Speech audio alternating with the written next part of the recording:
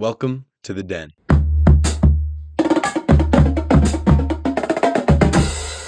Welcome back to the Den, everybody. I am Caden Martz, and welcome to episode 7 of our series. Today, again, we're going to be reviewing every single game of the Week 12 slate in the NFL, and I'm super excited to get into this one. Last week, we actually missed one game. We missed the Shador Browns versus the Ravens. But today, don't worry.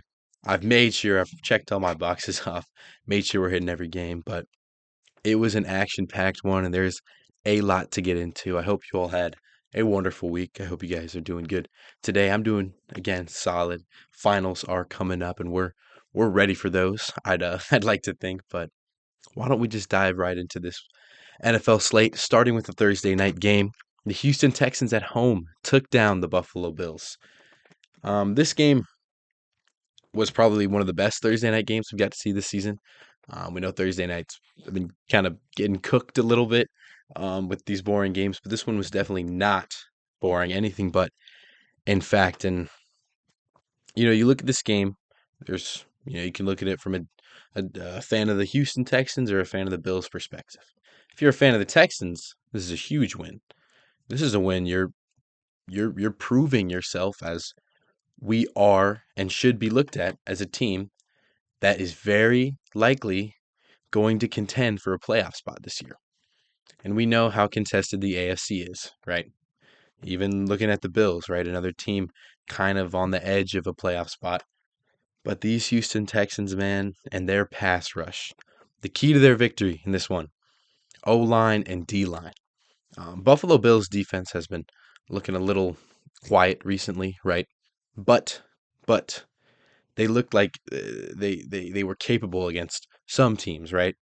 They didn't have it against this Texans team, and I have to credit that to their O-line, who looked just straight mid, looked kind of bad earlier in the season, but I mean, you saw their production through Woody Marks' numbers. He was definitely a big factor in this game, especially against um, such a good team where they have Davis Mills in right now, and you don't know if you're going to be able to rely on a guy like Davis Mills right now. But Woody Marks, 74 yards for him, was certainly impressive for sure. Um, Nico Collins got a little quiet this game just because of that injury, but other guys stepped up.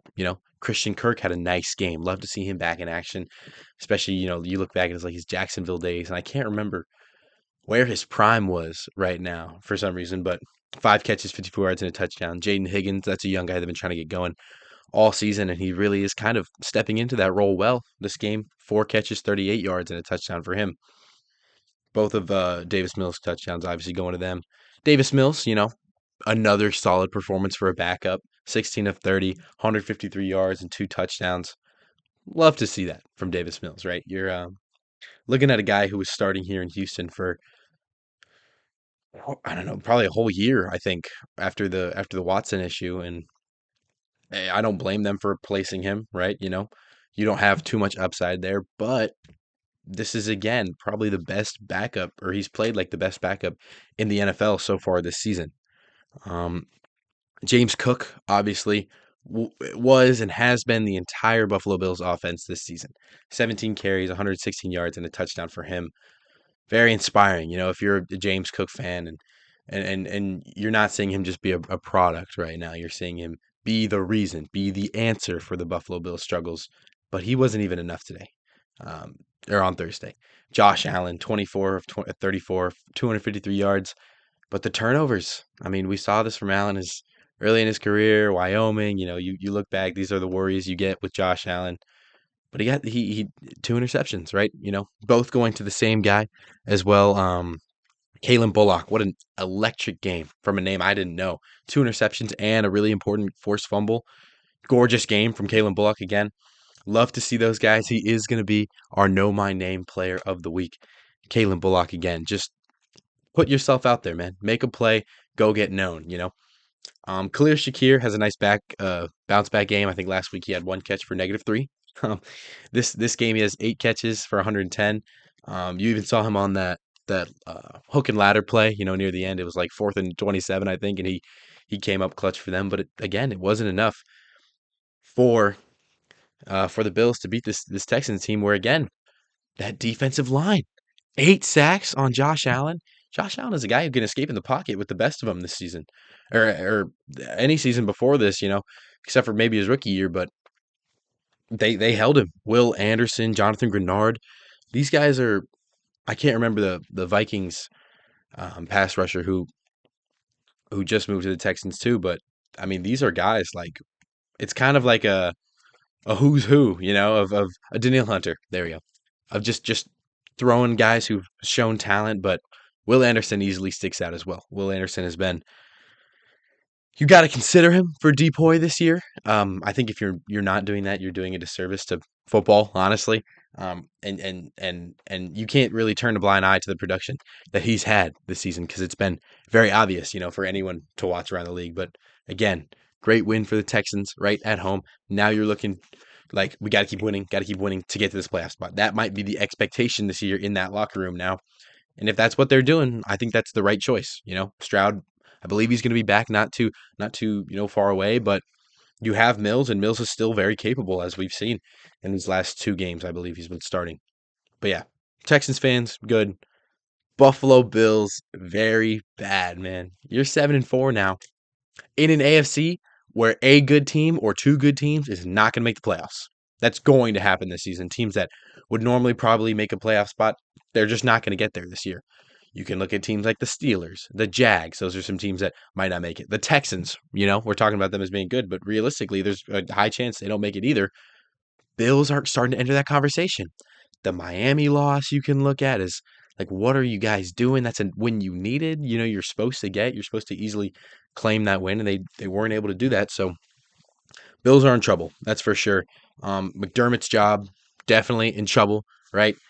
Allen, MVP odds, he's out of that race right now. You can pretty confidently say things are going wrong in this Buffalo building. I'm not sure what the answer is, but does that mean that I don't trust them when it comes to playoff time?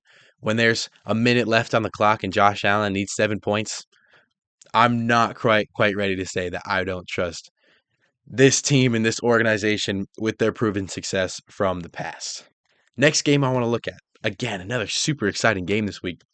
Chiefs in overtime in Arrowhead came up clutch, to defeat the Indianapolis Colts 23-20. And this is a game, Chiefs season is on the line. Everyone knows that. And they came through. Patrick Mahomes threw the ball 46 times, but he did have 352 yards. Early, there was a really cool defensive lineman pick, almost pick six. So I'm not going to hold that one too much against Mahomes because it was like a tipped ball, but they did enough. Colts defense looked impressive through this game, but they just needed more on offense. Jonathan Taylor only 16 carries for 58 yards. They were shutting him down pretty well. But are you going to only give Jonathan Taylor, the guy who's been running your entire offense, running your entire team this season, only give him 16 carries even if he's struggling when you have the lead in the fourth quarter, when you're up by 11, I believe, and you just got a forced fumble? That felt like the dagger, and you're not going to rely on Jonathan Taylor.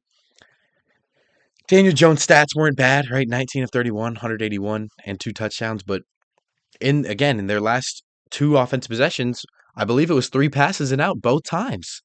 Like what? It's hard. It's hard for me to comprehend why they would do that. I mean, Chiefs know they want to run it, right? Most teams know they want to run it, but even with that mindset, they still were able to stop Indianapolis on through the air. And they have plenty of weapons. They weren't able to get a guy like Alec Pierce going today. He only had 1 catch. Josh Downs, only 2 catches. Like, these are guys you look at in this offense that you kind of, again, need to get going. Pittman and Warren each with 5 catches, but neither of them went over 50 yards, right? So just kind of strange to see that tactic from the Colts, and that honestly is probably why they ended up losing this one. Ashton Dulin, I talked about a few weeks ago. This is a guy who's been in the league for a while, right? But he made a really nice return another game, and then I think he had a run too. This game, he had also a nice little play. So, Ashton Dulin, don't be too shocked if that's a name that comes up in the future. Sorry about my dogs; they're freaking out at something right now. But don't be too surprised if Ashton Dulin is like a guy in the playoffs who makes a big kick return or something like that. Rashee Rice and Xavier Worthy. Those guys, they were really heavily relied upon in the Broncos game, I'm pretty sure. And then Rashee Rice again came through in this one. 8 catches, 141 yards. Very, very baller, right? Just to see that from Rice. Kareem Hunt. I talked about Chiefs should rely on the running game more. They gave this man 30 carries of the football. And again, it worked out. Again, 30 carries for 104 yards and a touchdown. Doesn't match, right? You're getting about 3.5 per carry off that, right? But big butt here, right? It's still the reason you were able to go down the field in overtime after Mahomes made a few big plays. Um, Let me actually backtrack a little bit. Kareem Hunt was not the reason they were able to go downfield. It was Mahomes. Um, Mahomes early in the game struggled. Obviously, you only have 9 points going into the fourth, but this is what the Chiefs do always. This is what the Chiefs have been doing for years. Able to make some magic at the end of the game. They did it again in this one. And like, not only does this win kind of put them back in playoff or keep them in the playoff race, right? It also mentally kind of gives them that we still have exactly what we know we have, right? We have that magic, that element that we're just going to be able to win games however we want. There were a few iffy calls that went towards the Chiefs this game where it's like, all right, do you have to give them that one? But not enough, definitely not enough for me to blame this game on the refs. I have to credit the Chiefs. At 6-5, you know, it's hard. If you were to bet on them not making the playoffs, I don't think you're making any money. Just got to be honest with you. And we'll see later in the power ranking segment we're going to do where I have these Chiefs in the Super Bowl contention race. Next game to look at. This was a super fun one to watch. Chicago Bears at home. Another close one. They take a win by 3 over the Steelers. Bears 31, Steelers 28.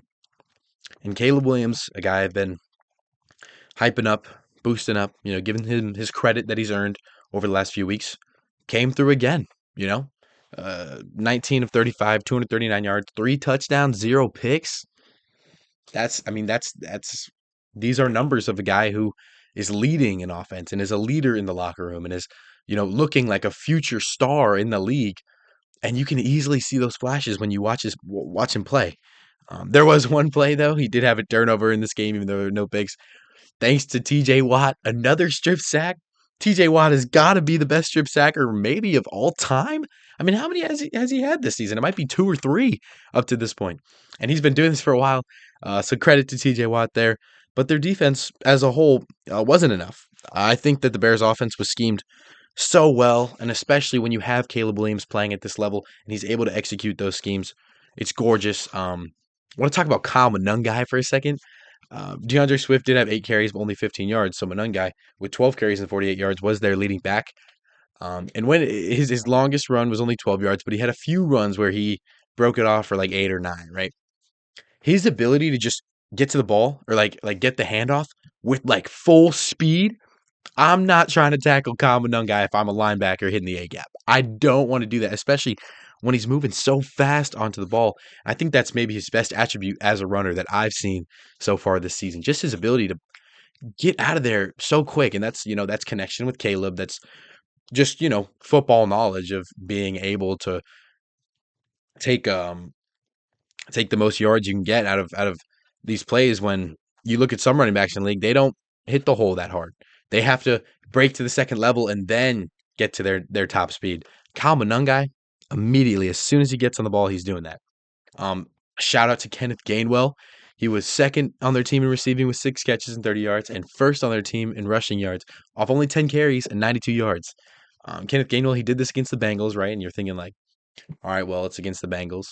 He did it against the Bears as well. Obviously, it wasn't enough to get them a win, right? But still very impressive from a guy in Kenneth Gainwell. Jalen Warren was kind of held to only a few big runs this game, 18 carries for 68 yards, and you could definitely attribute some of that to the reason they lost. But this Bears defense is competent, also probably schemed pretty well, right? Because you don't look at that defensive roster and see too much talent, right? Kevin Byard is a name everyone knows. Montez Sweat on this one had a great game, had a clutch 2 sacks in this one. But there's no other names on here. Maybe Jaquan Brisker, he was pretty hyped up coming out of the draft. But no other names on this defense that you're looking at like these guys are stars in the league and a name that everyone knows. They're just a system, another system that's outplaying a lot of, you know, a lot of offenses. I will say for the Bears, this is another game where they did give up a lot of points. Um, to a not too well known offense, their schedule's been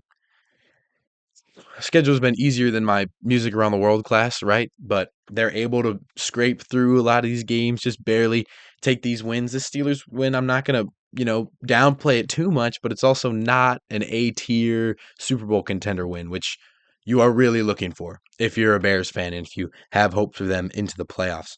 Um, Luther Burden and Colston Loveland had big impacts on this one. Loveland 4 catches, 49 yards. Luther Burden 3 catches, 46 yards. I love to see them kind of as athletes and as players growing into this Ben Johnson system, which is probably one of the easier transitions you can make, because he's such a great mind. But I love to see these two rookies just getting involved more. They have Odunze, they have DJ Moore, who were above them, in receiving yards, but they're throwing the ball again. 35 attempts for Caleb Williams in this game, and it works out. They have enough weapons to spread the ball around. So yeah, great win for the Bears. Um, I can fairly confidently say Bears are for real. Bears are a team that going into the playoffs, I'm not just going to write them down as first round exit, divisional round exit. I don't know, man. They don't look like the Bears of old, right? I do want to see them beat a good team, but 8-3 at that point, at 8-3, you can't just call those wins. Next game I want to look at here. This was in the noon slate. This was and is going to be our turn on Game of Thrones game of the week. This was a Falcons 24-10 win in New Orleans against the Saints. This game was pretty interesting. No shock to me that the Saints have been trying to get a new kicker and been looking in that area because Blake Groupie, I believe he went 1 for 3 on this game.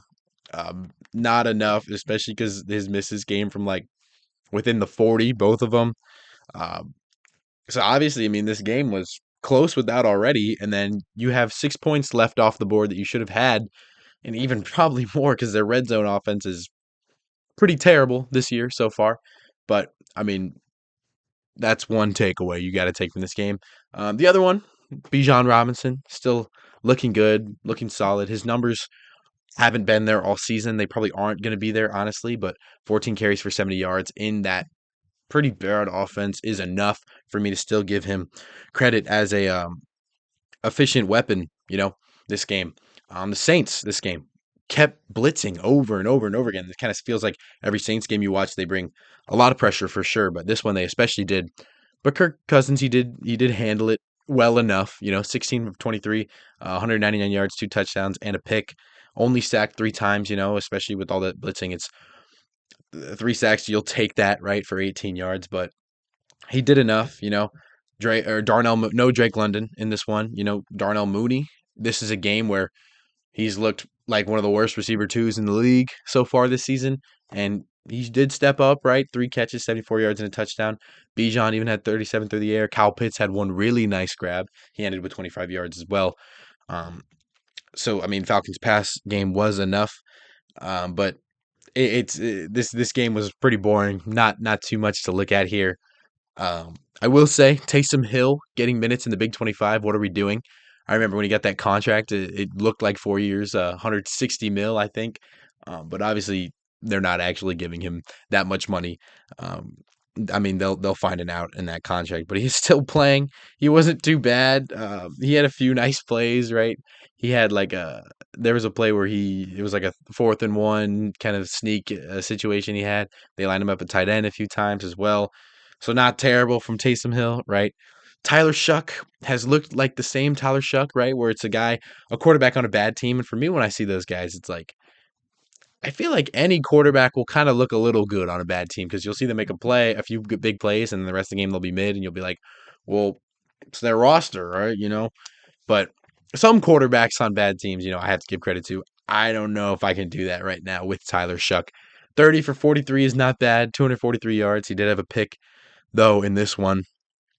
So if you want to run with Tyler Shuck next year, you can do that. I would not make that decision if I was a Saints fan. If you're going to have an early first round pick and you have a chance to get, the Oregon quarterback, the Indiana quarterback, you have a chance to get these guys that are have much more solid chances of becoming franchise quarterbacks than Tyler Shuck, I would take that chance. Chris Olave, 9 catches for 70 yards. Juwan Johnson, 6 for 46. They've kind of been the two leading receivers in this offense, and they keep that up. Mason Tipton, he is a guy I was not educated on at all. He is just a really fast option in the receiver position for the Saints, which is kind of fun to watch, right? Falcons' edges looked good as well. Jalen Walker and James Pierce Jr. Though you gave up a first round pick you shouldn't have, right? You're 4-7. You're gonna end this season with a high pick, but that pick's gonna go to the Rams. But you still did end up with James Pierce, who that edge duo that they have has been one of the few bright spots on this Falcons team so far this season. But yeah, Falcons get a win that they should have against the Saints. Saints are going to have a higher pick. Credit to the Saints for losing this one, I guess, is all I have to say on that one. Next game I want to look at. This was in Cincinnati, but the Patriots won 26-20. Bengals moved to 3-8. Rough, right? Last week I said, that loss is kind of the one where it's like, now you be waiting for Joe Burrow to come back. You can't be having that hope for the playoffs. It's just not going to happen. Joe Flacco, speaking of Joe quarterbacks on the Bengals, Joe Flacco, 19-37, 183 yards, a touchdown, and one of the worst interceptions I've ever seen in my life. I wouldn't have thrown this pick. If I was a quarterback in the NFL, I'd throw plenty of interceptions. I wouldn't have thrown this one, right? He's reading the field, looks to his check down, completely blinded to the corner, I believe, who was just lurking it. And what, why are you throwing that? And obviously it's a pick six. It was a terrible throw, I have to say. Chase Brown continues his nice season with 19 carries, 107 yards for him. He was able to get going, and that's probably the biggest reason this game was so close, right? This game was really close throughout the whole way. This wasn't garbage time points that the Bengals put up in the end. Actually, their inability to score at the end was the reason they lost. They had a chance late in this one to, I think, win it, with the touchdown, and they just weren't able to get it. And that's, again, credit to the Patriots defense. Not too many teams can hold the Bengals offense to 20 points. They were missing Chase and T. Higgins. Yossi Voss, the receiver, did have a nice game. Mike Gesicki, they were looking for anyone, right? And T. Higgins, he was here, but he did leave with a concussion in this one as well. But yeah, I talk about this game as close, right? And that's not, that's a solid thing for the Bengals. That's a scary thing for the Patriots, man. Patriots, another team who's had a pretty easy schedule. They have some nice wins on there, but this one's kind of worrying, right? Bengals do normally give these good teams a hard time, but this one just felt too close the entire time. New England, again, every single time, every single game, they start slow. Their first opening drive on offense is 3 and out or a few plays and out. They do it again in this one. Their defense, gives up early points to a team they shouldn't be. Their tight ends were able to ball out because any tight end will ball out versus the Bengals. Hunter Henry and Austin Hooper led their receiving room. Hunter Henry in specific had 7 catches for 115 yards and a touchdown. Shout out Hunter Henry. That's a name you don't really worry about too much nowadays. But even though this Patriots team is 10-2, right? They are leading the entire NFC. They're leading the AFC East, I think. Yeah, that's where they are. They're leading the AFC East. It's still scary. TreVeyon Henderson, only 66 yards on 18 carries against the Bengals. This is a guy I preached for. I wanted on the field so much. And it is enough, in a game like this. But maybe in the playoffs, you're not going to be okay with an 18-carry, 66-yard performance from TreVeyon Henderson, the guy who's leading your backfield right now. And Ramondre Stevenson, when he has 6 carries and 5 yards, you definitely can't rely on him anymore. But yeah, I don't think Drake May was the problem. He did have a bad interception to Dax Hill, I believe. But apart from that, he was just fine. Again, he should be, I think he deserves that top 3 in the MVP conversation, not my number 1. Of course, I'm sure you guys know who my number 1 for MVP is, but he did play solid in this one apart from that interception. So yes, the Patriots do, the Patriots do walk away from this one with a win, but it is a little worrying for sure. Another game this week that was pretty darn boring. Baltimore Ravens at home take a 23-10 unconvincing win versus the Jets. Tyrod Taylor starting in this one was low-key tearing up the Baltimore defense a little bit. 222 yards, a touchdown. There was a pick in there as well. Tyrod Taylor looked pretty nice. I think he's going to probably stay as a backup for a few more years in this league. Brees Hall wasn't able to get much. That's obviously probably why they ended up with 10 points, 6 carries for 14 or for 44 yards. For him on this one, he was obviously a threat in the passing game. He's been doing that last few weeks for sure. 4 catches for 75 yards, but they just didn't have enough this one. Again, I love to see John Mechie thriving. 6 catches for 65 yards and a touchdown. Love his story. Loved him coming out of Alabama. So just really loving him getting involved more. Adonai Mitchell did have a few catches this week after a terrible Thursday night performance a few weeks ago, or maybe last week. I'm not sure. Um, but yeah, the Jets looked like the Jets, and the Ravens looked like this year's Ravens. And that's not a compliment. I hope you guys know that this saying that they look like this year's Ravens is not a compliment. Lamar looked stagnant. He looked 13 of 23, 153 yards and 0 touchdowns. Derrick Henry has looked like this year's Derrick Henry, just continuing his mediocre play, 21 of 64 for 2 touchdowns.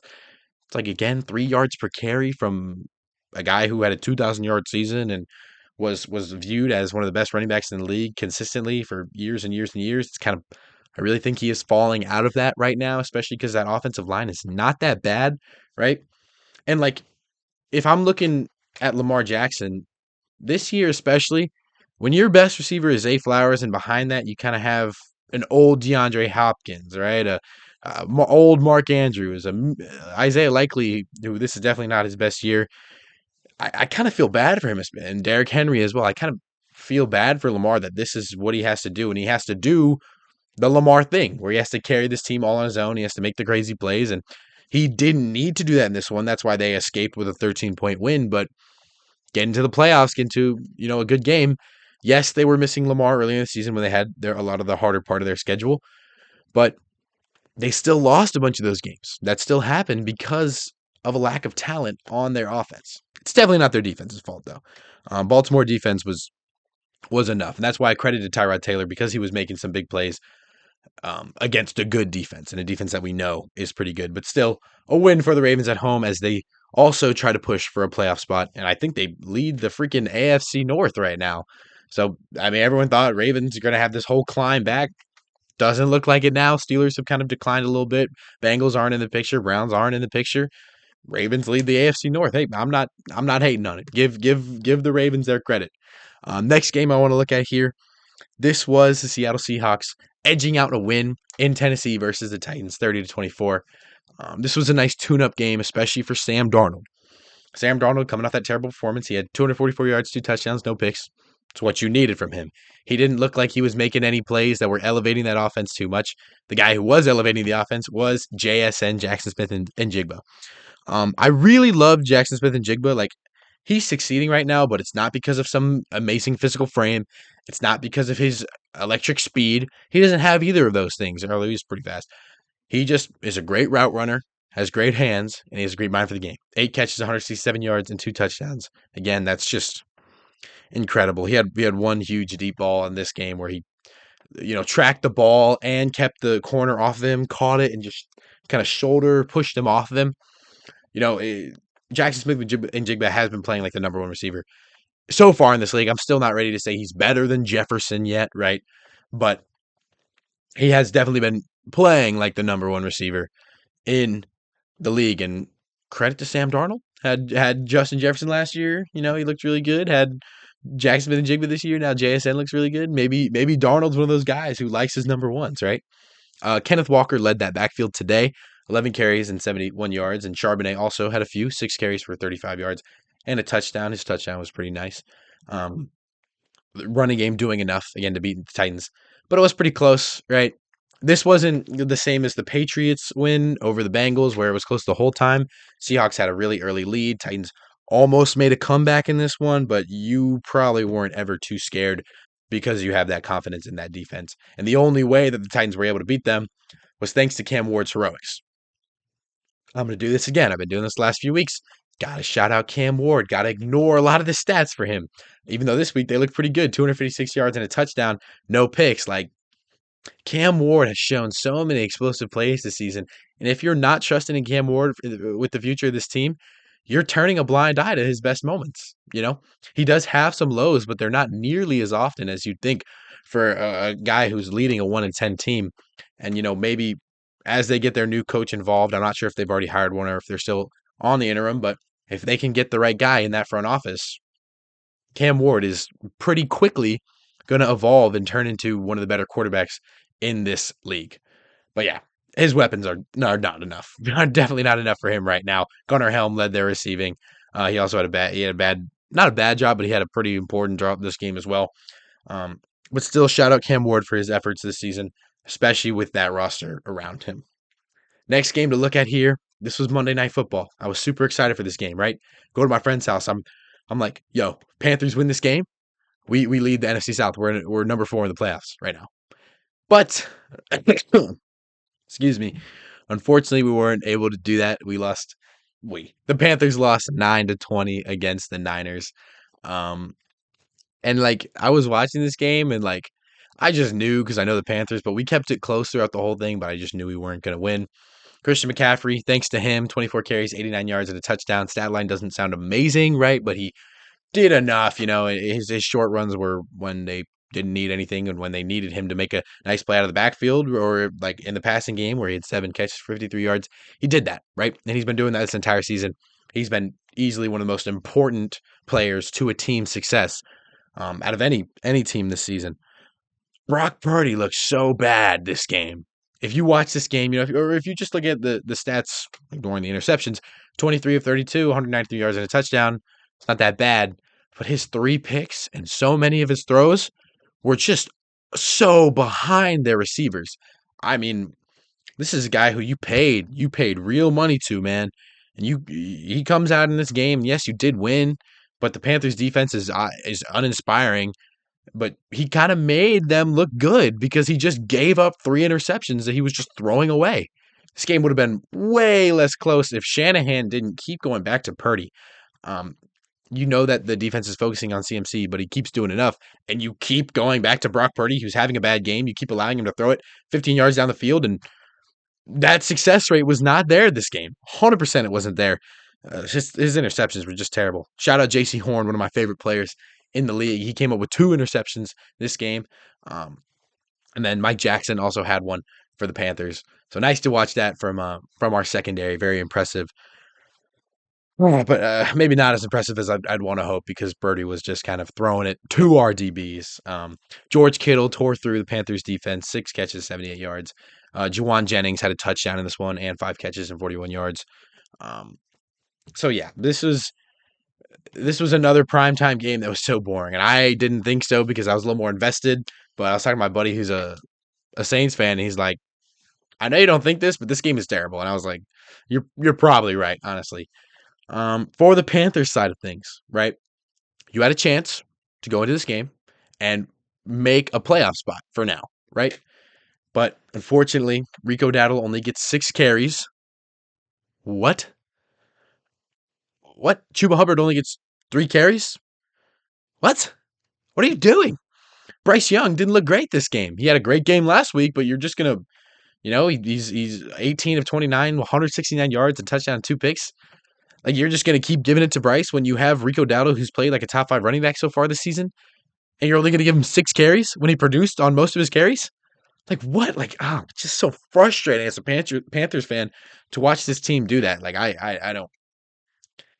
It was not an easy watch, because I just wanted to look away. I just wanted to watch anything else. I'm like sitting there. I'm like, why are we just doing the absolute least, And Bryce Young's not making the best decisions. Teteroa McMillan, holy cow, your hands, man. This is one of the few games I've gotten to watch of the entire game, right, for the Panthers. And Teteroa McMillan's just dropping the ball over and over and over again. I think he had 3 drops, at least that I saw. There might have been more. But I couldn't be more frustrated with Teteroa McMillan after this performance. Like, take him out of the Offensive Rookie of the Year conversations if you want. Do it. I'm not even going to be mad because he was a big reason. He wasn't able to come up on clutch 3rd downs or 2nd downs for us. He did have one really nice touchdown, which was, a great Bryce Young throw, but so frustrating as a Panthers fan. Let's move on. Next game to look at here was the Packers at home defeating the Minnesota Vikings led by J.J. McCarthy 23-6.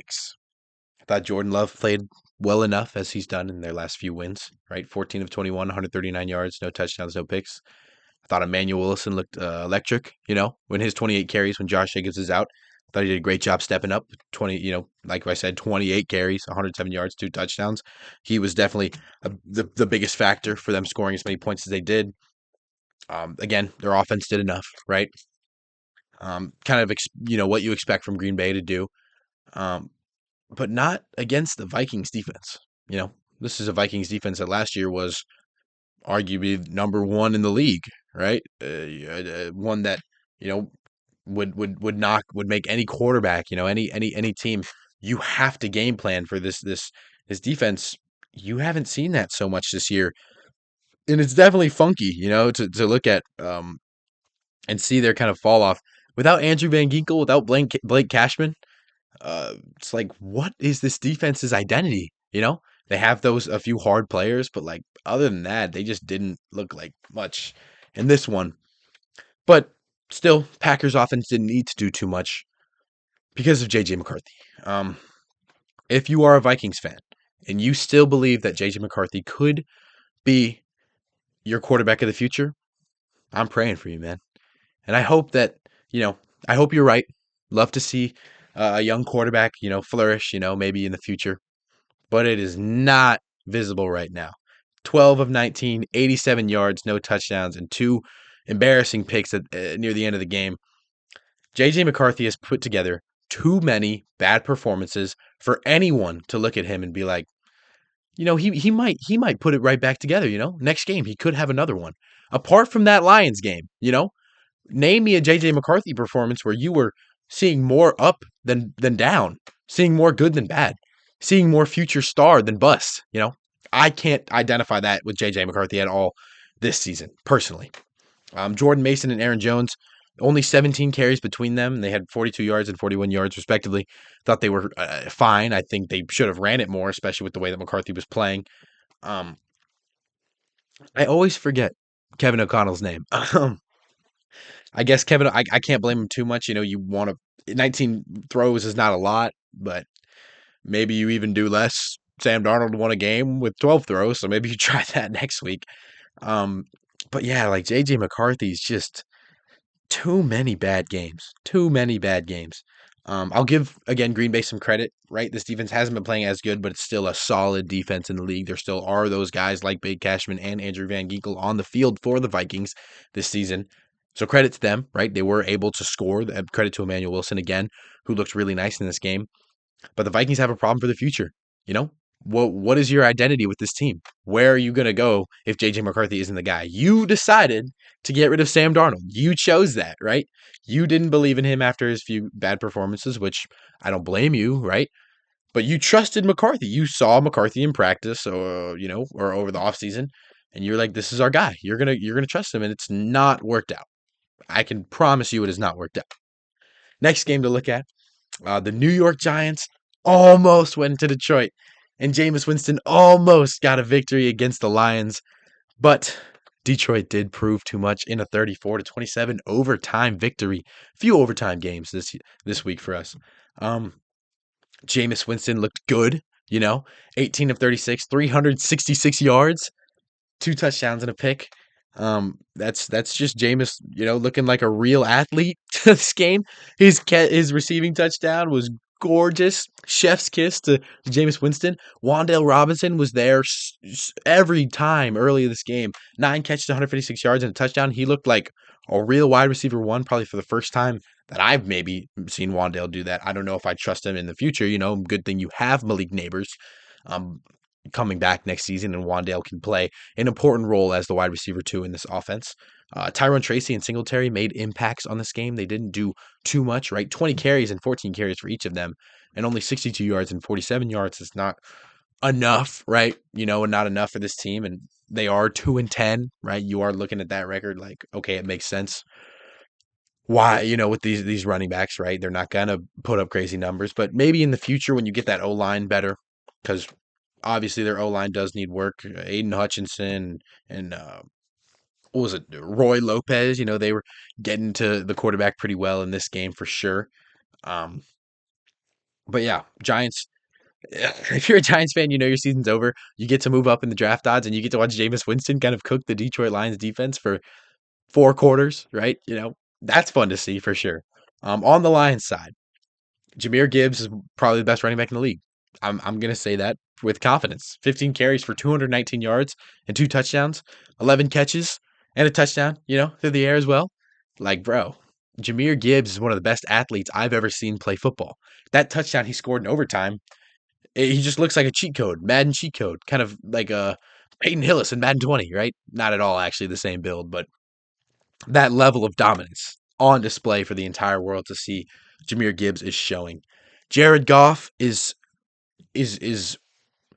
starting to look like Jared Goff from Detroit or from LA, you know? These flashes of him just not being confident and not making the right read. It's like, go away, old Jared Goff, please. We want the Jared Goff from this 15, I think it was, win team in Detroit. Like, you just can't have this if you want to contend. And in a pretty contested NFC, 7-4 is scary. Just like the Bills, 7-4 is scary. That's not a record that you're looking at as you're confident you're going to make the playoffs, especially with the North so contested. Bears and Packers are ahead of them in the standings right now, and that's for a reason. You can tell why. Jahmyr Gibbs, a running back, well, I mean, Jonathan Taylor's kind of doing it, but isn't going to probably be enough to win a Super Bowl. You need that quarterback to be at least competent if you have a good enough roster around them. And obviously, this Lions roster has so much talent. Amon-Ra, so talented this game. So talented this game. 9 catches for 149 yards and a touchdown. He's making an impact like he normally does. Especially this game is a bigger one because he did have a few like 50-yard performances before this. But you do like to see that from Amon-Ra for sure. Just like what I said last week, repeating it. Giants are gonna be good next year when they get Dart back, when they get Scadaboo back, when they get competent coaching, in that team. Hopefully, I don't know if they will. They've had a pretty bad stream of coaches in New York, but Lions, you got to get a good, confident win over one of these bad teams. They were doing it before. They had a 44-22 win over the Commanders, right? But I didn't see that at all this one. You're coming off that loss, I believe, against the Eagles last week. Like, going to the playoffs, is this team trustworthy to make a run? At this point in time, with the way Jared Goff's playing, probably not. When you let Jameis Winston put 27 points on your team, that's probably not enough. Just being honest with ourselves and that organization. Next game to look at, also from the midday slate, also an overtime game. The Jaguars went into State Farm Arena and beat the Cardinals 27-24. Jacoby Brissett, 49 pass attempts. They're letting him sling the rock every single time. He had 317 yards, a touchdown, and no picks. He looked all right in this game. Not enough to be a starting quarterback for them next year or anything like that. I'm pretty sure everyone's aware of that, right? Michael Wilson continues his nice little run. 10 catches, 118 yards. Trey McBride obviously going to get volume. 9 catches, 79 yards, right? But like I'm not really looking at this game and thinking about the Cardinals too much. The Cardinals played like what I expect the Cardinals to play like. And the Jags kind of played like what I expect the Jags to play like, but that's not great. Super contended AFC or like super hard to make the playoffs AFC. You're 7-4, barely beating the Cardinals in overtime. Trevor Lawrence is doing what he's been doing all season. A lot of downs, 256 yards, 3 touchdowns, 3 interceptions. 3 interceptions isn't going to cut it in the playoffs. And you're going to be going against better defenses than the Arizona Cardinals, that's for sure. Trevor Lawrence is I was actually having a conversation, like, who would you take right now, Bryce Young or Trevor Lawrence? And, like, you would want to say Trevor Lawrence. You'd think the answer is Trevor Lawrence. And I would say I would agree it is Trevor Lawrence. But it's not by a lot in the slightest. Not at all. This team just I can't see them making a playoff run. Travis Etienne, only 86 yards. You'll need him to go for 150. You'll need him to go for 125 and 2 touchdowns. You'll need Travis Etienne to be, what he looked like earlier this season. Baishal Tutin, only 7 carries for 17 yards, Like, if you can't get your run game going against the Cardinals, you're probably not going to be able to get it going in the playoffs, and that's what you need your identity to be, because it's proven to you that you can't trust Trevor Lawrence, at least in my eyes, for sure. But it was a win, Again, unimpressive from both squads. It doesn't look like a 7-4 team beating a 3-8 team. It looks like a 27-24 victory between two mediocre teams, for sure. We know the Cardinals are probably a little better than the record. I know that the Jags are probably a little worse than their record, especially at this point in the season. I wouldn't be saying this when we were back at that KC game where they beat the Chiefs. I wouldn't believe that they were worse than their record at that point. But at this point in time, from what Trevor Lawrence has shown me and what their defense, who has their nice flashes, of course, but lacks consistency for sure when you're letting Michael Wilson go for 118, that's what I'm seeing from this defense, and it's definitely not enough to even make the playoffs at this point in time for me. Next game to look at, everyone loves to see it. Perfect timing. Shador Sanders. Man, look at Shador go. 24-10 win versus the Raiders. Um, and like the Browns have looked pretty solid this whole season. Their defense especially has looked really solid this season. 10 sacks. Poor Geno Smith couldn't get anything going this game. Um, the Raiders offense was just not, everyone knows that's not enough to beat the Cleveland Brown defense. That's why they only put up 10 points on offense, but shout out the Browns, man. Shout out the Browns. We talked about how Kyle Monunga hits the hole with so much speed. Quinshon Judkins is like the perfect yang to that, the perfect opposite. Quinshon Judkins gets the ball and sits in the backfield and just looks for the hole. Now, yes, that can have its drawbacks. We saw Genty, in the last game versus the Cowboys in prime time.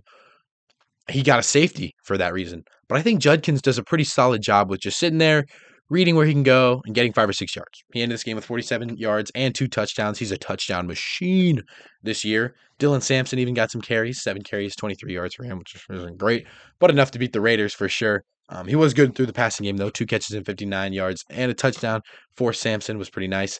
Jerry Jeudy fumble was absolutely hilarious on this one. He catches a nuke from Shador, a really nice throw. He's like trying to, be patient, goose step. Jeremy Chin, former Panther, comes out of nowhere and knocks the ball out. Jerry Jeudy looks like a little bit of a fool on that one for sure. He only ended this game with 1 catch for 39 yards, which was another big play that did work out for them, got them to the 1-yard line. But what everyone wants to talk about, what everyone wants to hear, how did Shador Sanders play, right? And I personally love Shador's confidence. He seems like he's liked by teammates. That was maybe a worry that he was too arrogant. He seems to be a nice locker room presence for them. But this isn't like a performance where he did anything special. He had a bad pick for sure this game, and he had an easy scheme. There were even a lot of plays where Judkins was at quarterback instead. They ran a lot of Wildcat.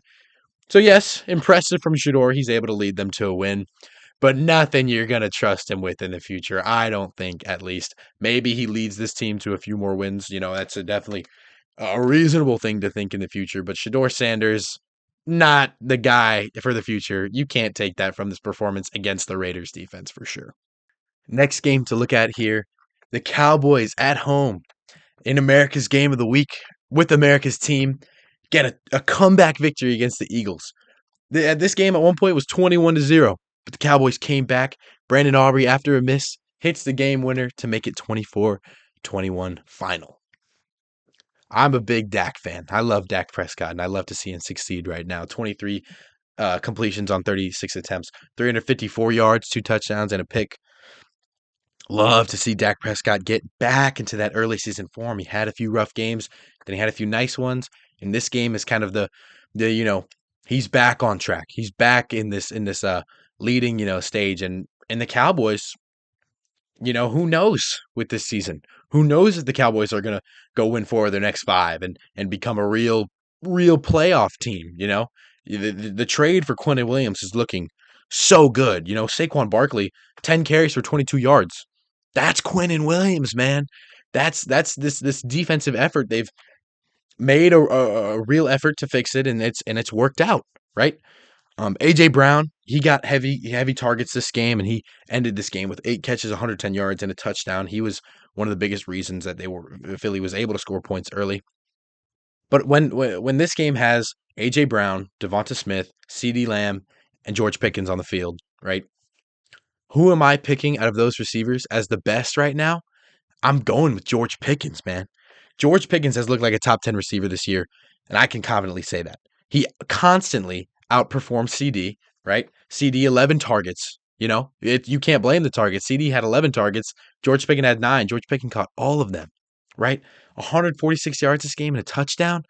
Like, George Pickens is one of the best contested catchers in the league, and he's improving every other element of his game. He had a huge slant in this one and a nice runoff, and he's so safe with the ball. He's not making dumb decisions. He runs his route efficiently with quick cuts. Like, I'm confidently going to put George Pickens as a top 10 receiver, and he definitely looked like the best receiver in this game. Um, I think this Philadelphia defense, you can't blame them for this one. We know that the Cowboys have been putting up, kind of like the Bengals, they've been putting up nice offensive performances, but their defense was the reason they were losing. We know that's been happening, right? But their offense did nothing. Like, literally almost nothing in the second half. Like, what? How do you have Jalen Hurts, two top 25 receivers, maybe top 20 receivers on your team, and Saquon Barkley, the offensive player of the year last year, and you put up nothing against the Cowboys? I am seriously concerned for the Eagles this season as they drop down to 8-3 after this loss. And like some of their losses, man, they had a Giants loss earlier this season. Like, you just can't look at this team and be confident they're going to win in the playoffs. They have beat some good teams for sure, right? That is true. But it's not enough for me. Personally, it's not enough for me to look at this team and look at this loss against the Cowboys, who are competent now, right? They are good enough, but they did lose a lot of games to a lot of bad teams. And you let them get this win against you guys? Like, I don't know what the issue is. I've heard a lot of people whose opinions I trust say that don't fire Sirianni yet. What's kind of stopping you? Because the talent on this roster and the talent on this team should be better than losing to the Cowboys. That's a fact. That's a fact right there. I don't try to claim that too many of my opinions as facts. That one might be a fact. Javonte Williams, hard running. Love to see some hard, good, excuse me. Good old school hard running from Javonte Williams. 20 carries on 87 yards, right? Also Elijah Clark. This is a Cowboys deep in the roster guy. He gets bodied. I think it was one of the white corners, or I think on Philadelphia who bodied him, but he came back in this punt. Makes a great, tremendous effort play and knocks the ball out. Uh, um, of the Eagles' return man, that was a huge play in this game. Although I don't even think it led to points for them, but I loved it. Just this Cowboys team has an energy, like they're gritty, They want to come back. They want to be competitive. They made the moves and they're bought in to winning this season, you know? So shout out to Cowboys for their good play. What's going on, Philadelphia? Front office, can you answer these questions? Because they're valid, because they're reasonable. Why are you not scoring almost any points in the second half? Why are you doing that? Next game to look at, and the last game to look at for this episode. The Rams at home destroyed the Bucks 34-7. Another game where the Bucks go against a good team and they can't win. Baker did leave this one with an injury, but it was already over by halftime, right? I thought Teddy Bridgewater did a solid job as the backup, but Baker's shoulder got destroyed in this Hail Mary attempt. Bucks season is in serious jeopardy. You know, you're looking at this team, right? Team that had a great record compared to the rest of the teams early, right? But they've just lost way too many close games. Way too many, or not even close games, way too many games against good teams. They weren't even close. This one wasn't close at all, 34-7. If they can't get that running game going, where Sean Tucker has 42 yards and Rashad White only has 38 on 19 carries between them, their offense has nothing. Emeka Ibuka on 8 targets only had 3 receptions for 32 yards, and he was their leading receiver in this game. Like, you just can't have that happen and still want to be a premier playoff team. There's a reason the Panthers could have jumped to number 1 in the NFC South this week. It's because the Bucks aren't playing at a high enough level to beat good teams. And I've been saying this for weeks, man. I've been saying this for weeks. Blake Corum and Kyron Williams did their job as a running back duo. Their numbers weren't any better than the Tampa duo, but it didn't need to be because Matthew Stafford's still my MVP. 273 yards, 3 touchdowns, no picks on 25 completions and 35 attempts. Matthew Stafford is just doing the right things as a quarterback. At 38 years old, guy who didn't get preseason snaps because he has back issues, comes into the season and over the last 6, 7, 8 games has looked like an undeniable quarterback. Undeniable talent. Undeniable mind for the game, man. Shout out Puka for his 7 catches and 97 yards. But Devontae Adams, doesn't look like the new Devontae Adams. He looks like Devontae Adams from Green Bay. They got a guy coming out of the Raiders who was obviously lower because he was in a terrible system, but he's returning to old form. 5 catches for 62 yards and a touchdown. This is a Devontae Adams that's going to give you one of the best receiver duos in the league. Maybe number one. I talked about it being the Cowboys. It might be the Rams right now, man, because it's just a perfect, if you double cover Puka, right? Who you have to give a lot of attention to. He's just a guy who's going to get open enough, right? Devontae Adams is going to be there on the 5 yard out routes, or he's going to be there on the corner routes. Getting into the end zone like he did twice this game. I love to see Devontae Adams striving right now because he was so frustrated in Las Vegas when with Derek Carr there. It was so frustrated there, and I can't blame him because you can see that he's good enough to do, to be maybe the best wide receiver two in football. You know, he is good enough to do that, and he showed that against a solid Tampa Bay defense, who just left 34 points up for the Ravens to take, or for the Rams, excuse me. Um, but again, great win for the Rams. Great win for the Rams. They moved to 9-2, a clear number one team in the league. I think I can finally say there is a clear number one team in the league, and it's the Rams, man. Their loss against Philadelphia came down to a field goal, right? You can explain these. I think this is a good segue to my NFL top 10 tier ranking for teams. Some honorable mentions. The Packers didn't quite make the list. They had that win over the Lions, but they have losses to the Browns and the Panthers. I'm not confident enough in the Packers. 49ers, Ravens, Texans, all teams I'm just not quite comfortable enough. 49ers, Brock Purdy. I don't trust that enough, right? Texans, you don't have Stroud, and you did have 5 losses this season. Same thing with the Ravens, 5 losses. I'm not confident enough to put them top 10 in the league for me right now. But number 10, let's talk about the Bears, man. Let's talk about the Bears again. Bears, again, like we said, 8-3. They have wins over the. Who do they have wins over? The Steelers, I guess. Um, the Vikings, They beat the Ravens, the Lamarless Ravens. Or no, wait. They lost to the Lamarless Ravens. So I do love the Bears, right? But I did have to pump the brakes a little bit in this one, in this tier ranking for them. They just have too many losses and not enough good wins, right? Love to see Caleb Williams. Love what Ben Johnson's doing in this first year, or maybe a second year with this team. I think it's first year. But it's just they just don't have any proven wins, so they are only going to be at number 10 for me. Number 9, I'm going to have the Lions, right? And like with most things in the NFL, I don't value longevity, but for team success, I really do. And when the Lions were able to have that energy last year, look like this team, and take an unfortunate loss to the Commanders in the divisional round, I still have to give them some credit. They beat the Bears, right? They beat the Ravens. They beat the Bucks. But they do have a good amount of losses. They lost to the Eagles. They lost to the Packers. They lost to the Vikings. They lost to the Chiefs. Like, these are good teams that you're going to need to beat if you want to make the playoffs or make a run in the playoffs. Number 8. This team is 9-2. This team is second record-wise in the AFC. I've got the Broncos. And I can't really explain this with losses. I can't explain this with a lack of wins because they did beat the Eagles, right? But I don't know if they have enough talent. They lost J.K. Dobbins. Your starting core on offense is Bo Nix, R.J. Harvey, and Cortland Sutton. Is that enough to make a deep run in the playoffs? I honestly don't believe so. At number 7, got the Bills. I was crapping on the Bills a little bit, but going back to that longevity argument, Bills have done, they've done this for years. They've done close games where they can clutch up. They have a win over Kansas City this year. They have a win over a healthy Baltimore earlier in the season, where you saw them win 41-40, the first time that scoreline's ever happened in the NFL, because they had that clutch factor. Josh Allen is still Josh Allen. Even though he might not look like MVP Josh Allen, this year, he still has that in him, and you've still seen enough of it this year to trust them at least a little bit, and trust that they are going to make the playoffs, and trust that they are going to be able to make a run and have that capability in them. But they're not over the Eagles, who are at number 6 on our list.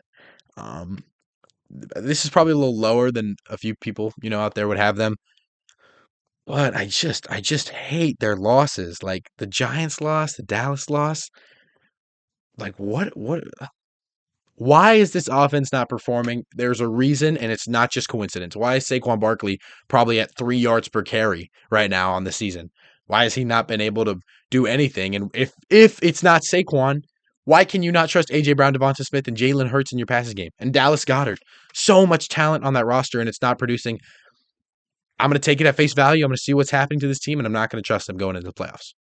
Number 5 in my tier ranking, I've got the Chiefs. Yes, they're 6-5. Yes, they have losses against the Jaguars, right? The Chargers. They have Denver. The Denver lost recently, but against the Colts team last week, they showed that Mahomes is still Mahomes. Andy Reid is still Andy Reid, and they're going to be able to win some close games, especially when it comes to playoff time. Number 4, I've got Seattle. Now, this is the same problem I had with the Bears, right? Who is their big win against? It's Houston, right? And I will credit them. That's a solid win. But Sam Darnold did not come up against the Rams. They lost that game. The team did not come up enough against the Niners, against Tampa Bay this season. That's the team, man. And like, I want to say Seattle has Super Bowl capability. They have, their defense is going to be a rock. They won't need Sam Darnold to have an electric performance. But it's just such a competitive year this year that I don't see Seattle making it any further than maybe the NFC Championship. And they would need Kenneth Walker and Zach Charbonnet to step up big time. Because I'm not going to say that Sam Darnold might actually have a great performance because I've only seen the opposite of that so far this year and last year. Number 3, this is a team that did just take a loss. They have a loss to the Steelers as well. They have a loss to the Rams as well. But I've got the Colts at number 3. This is not a team who hasn't had any big wins, right? They beat the Chargers. Excuse me. They beat the Broncos even, right? And they have Jonathan Taylor. Jonathan Taylor is contributing so much to that offense, and it's working out. And when they didn't use him enough, right, against KC, you saw what happened.